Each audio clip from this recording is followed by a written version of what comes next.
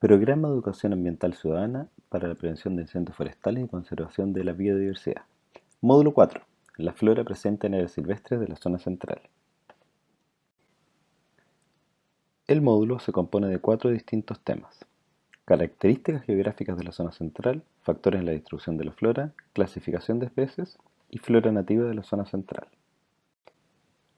Los temas están organizados en 3 partes. Este video considera la primera parte referida a las características geográficas de la zona central. En la segunda parte veremos factores geográficos en la distribución de la flora y en la tercera, identificación de especies y flora nativa en la zona central. Empecemos por la parte referida a características geográficas.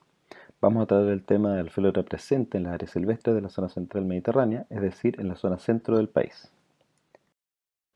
Partiremos definiendo algunos conceptos generales relevantes a la hora de hablar de flora. El primero de ellos es flora nativa.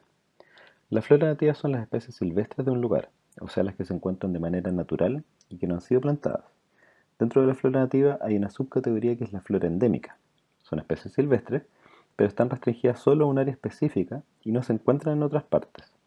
Un buen ejemplo es la araucaria araucana o el pehuen, presente en la cordillera Nahuelbuta en el sur de nuestro país, y también en ciertos sectores de la cordillera andina del sur, y en algunas partes muy delimitadas de Argentina. Esta especie corresponde a una especie endémica del sur de Chile y parte de Argentina.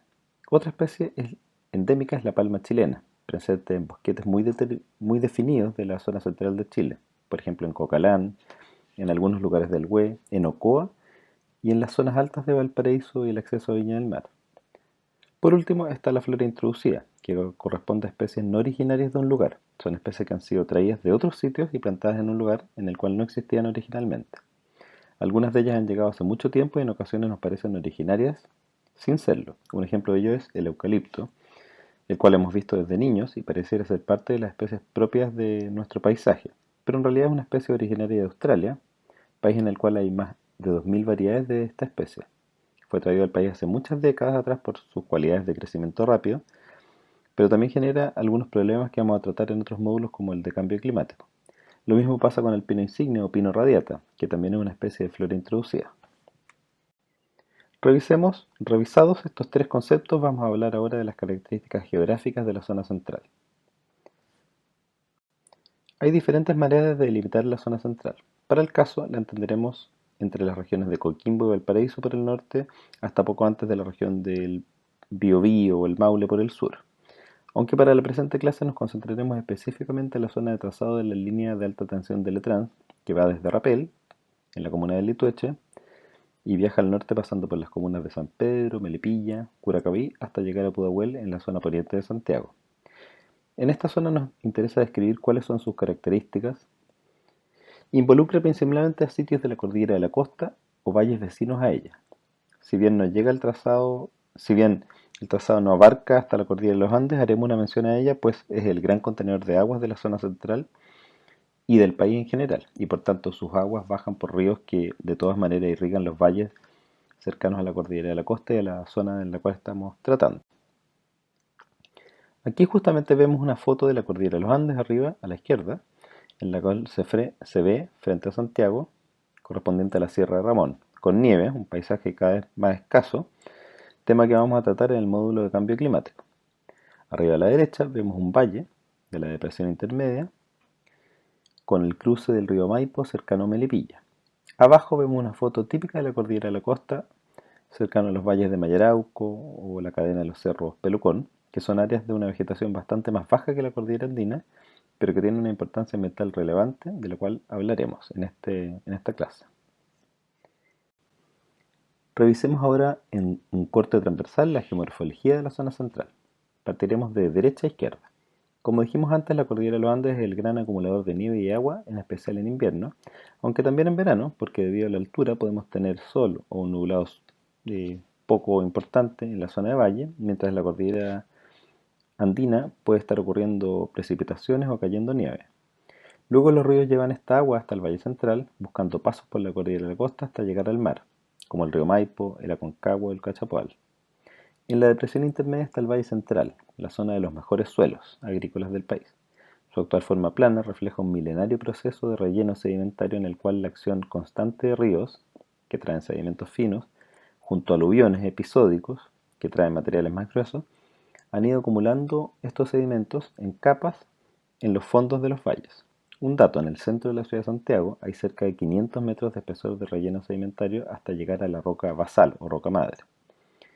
Entre estos suelos sedimentarios se encuentran los de mejor calidad agrícola del país. En la zona central o del valle central compiten los usos urbanos con los usos agrícolas, a veces con bastantes problemas y en los mejores casos con complementariedad. Finalmente hacia la costa se emplaza la cordillera de la costa, por donde va buena parte del trazado de la línea eléctrica de El Trans entre Litueche, Melipilla, hasta llegar a Lo Aguirre en Pudahuel. Revisemos ahora algunas características de cada una de estas unidades. Partamos por la cordillera de los Andes. La cordillera en esta zona es alta y maciza, con montañas que en algunos casos superan los 6.000 metros y también con volcanes.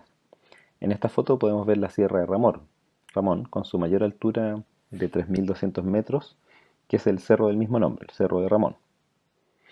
Pero atrás hay cerros mucho más grandes y volcanes como el Topongato, el Marmolejo, los Nevados del Plomo, incluso el San José, al final del Cajón del Maipo, con sus cerca de 5.800 metros y que tuvo un papel muy relevante en la modelación del Valle de Santiago y del Valle del Maipo en general, a causa de antiguos aluviones y su gran carga de sedimentos.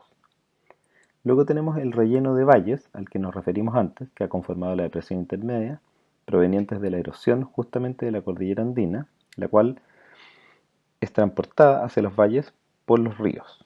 Estos sedimentos viajan hasta depositarse en distintas partes de la zona central y que forman esos valles que vemos ahora en forma plana. Es muy importante la acción de las nieves y glaciares de la cordillera de los Andes, ya que sustentan los recursos de agua que irrigan estos valles. Refirámonos a la depresión intermedia. Vemos en la diapositiva también una foto de Santiago con algunos cerros islas, en este caso los de Renca y Colorado. Esta zona de valles intermedios está en parte cruzada por algunos cordones y cerros islas como vemos en la imagen. Esta depresión intermedia de Chile comienza por el norte aproximadamente en el Valle de la Concagua y se prolonga hasta el sur, hasta Puerto Montt, con algunos umbrales y cuestas y cadenas de cerros que la cruzan, como por ejemplo Angosturas de Paine.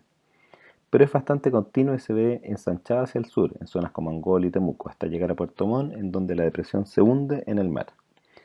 En dicha zona lo que vemos hacia el oriente es Palena, que no es otra cosa que la cordillera de los Andes, y hacia el poniente es Chiloé, que corresponde a la cordillera de la costa.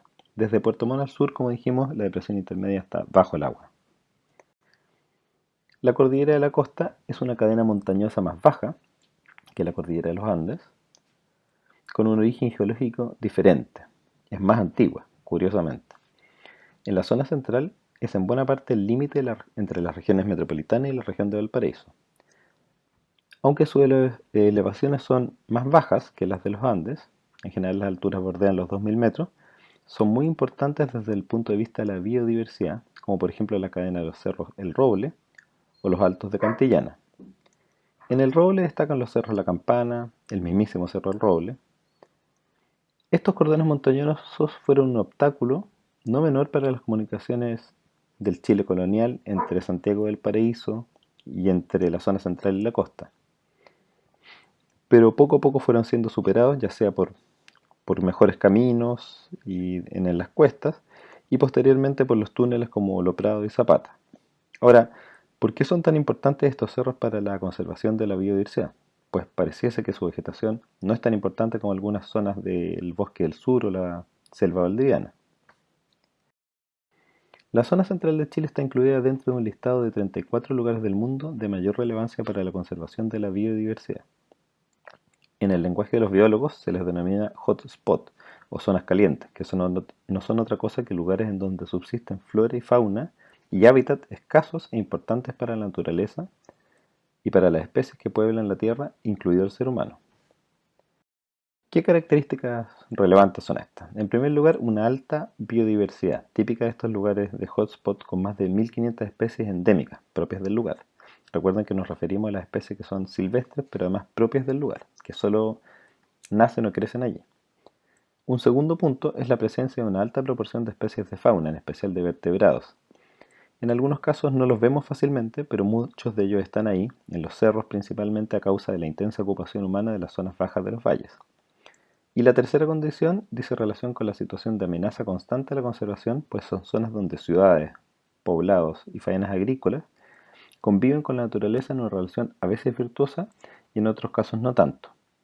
Trataremos con detalle estos temas en los módulos de servicios ecosistémicos, mostrando por ejemplo las rutas de los pumas o la relevancia que tienen estos espacios naturales para nuestra vida cotidiana, por su aporte a la generación de aire puro o por su papel como acumuladores de agua. En la parte 2 del módulo de flora explicaremos los factores que inciden en la distribución de las especies vegetacionales, como por ejemplo la altura o la exposición de laderas. Te invitamos a revisar el material de apoyo en la biblioteca, en donde podrás encontrar videos de bosques de la zona central, material didáctico y actividades educativas.